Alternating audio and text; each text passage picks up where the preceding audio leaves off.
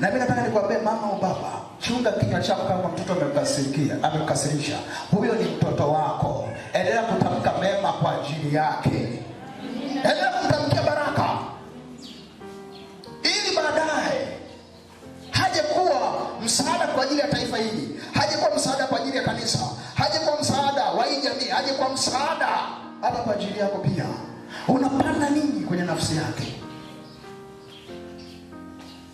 Unaelewa? Kwa utamkie maneno ya baraka. Sikwambia kwamba usimchape. Taandika lakini chunga kinywa chako. Kwa sababu sana najua katikati ya hasira kuna watu wanaropoka maneno. Kwa hiyo siku iliyobaki hivi. Huyu mtoto leo kamkasirisha baba yake na mama yake, anaweka sikio. Likichomoka tu, bio. Kama umeme kwa Mungu, anaenda kukushtaki. Na Mungu anasema kweli. Alafu sasa kitu cha ajabu, kitu cha enzi cha Mungu kinasimamia vitu vitatu: haki, kweli na hukumu. Okay, Mungu atauliza, ni kweli hayo maneno yamesemwa? Maandiko yanasemaje?